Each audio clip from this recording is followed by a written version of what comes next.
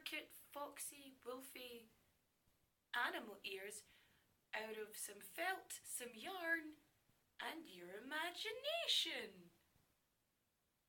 Yeah, I know, I don't know where that came from either. But stay tuned, obviously, and I will show you how to make these in, well, technically 1 day. Less than a day. It's actually really quick. Here you go. Okay, first things first, you're going to need your template, your felt, some yarn or wool, scissors, an animal brush of some kind, and a needle and thread. I don't know why I've got green there, I didn't use green. Anyway, we're going to wrap the yarn around your fingers about, well, I did it 8 times. The reason that I count how many times I do it is so that your little tufts are going to be roughly the same size. It makes it easier when you're actually sewing it on. Now, once you've got your little loop, we're going to tie another piece of yarn around the center of it and do a double knot. You can just do knot the actual wool itself, but I prefer this given that you don't have that sort of little nub in the center. We're going to take our scissors now and just cut little ends of that so that we can just start brushing. Now remember to use acrylic wool. Natural wool is not really your friend in this scenario. So you're going to lose loads of wool. You can just shove that aside, use it for stuffing, stuff like that, doesn't really matter. But brush, brush, brush, brush, brush. Brush, brush, brush, brush, brush, until it looks like the 70s. So usually I would straighten it at this point, but I didn't. Laziness, really. Okay, you get your template and you're going to cut out your little ear template. These are smallish, but you're going to need 4 pieces of felt. I chose 2 black and 2 white because I'm using white for the inside. Now, there's all your tufts of fluffiness. Once you've got enough, you're going to place it onto the, not quite the top, but just down from the top of the point. Yeah.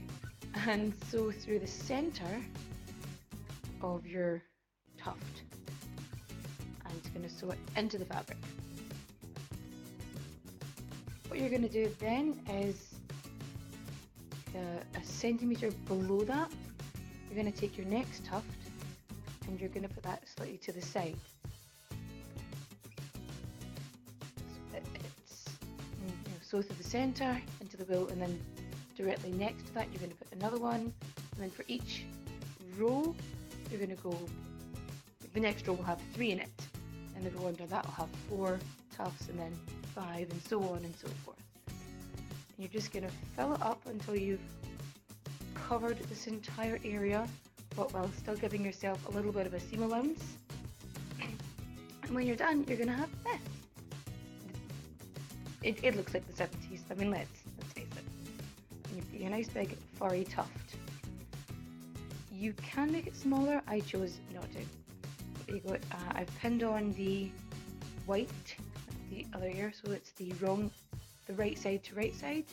We're just going to sew all the way around that, over 3 edges, the sides and the top. And once you've got that, you're going to cut off your corners.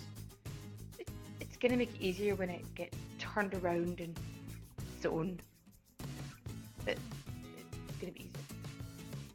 What I didn't show here, after you turn it down and smushing it, is we're going to sew 3/4 of the way across. And we are going to flip it inside out, and then you're going to end up with a little point here, which we're then going to sew up, because this is actually the inside of the ear, really. And there you have it. So then we're just going to pop that inside, so that you've got a little half pyramid dome. Okay, if you had straightened it earlier, you wouldn't be as sort of crazy as that. So what we're going to do is we're actually going to trim this now. And then, oh, there we go. And then glue on the... That's how you make these super cute wolfie fox ears out of yarn thing. And I shall see you next time. Adios, au revoir,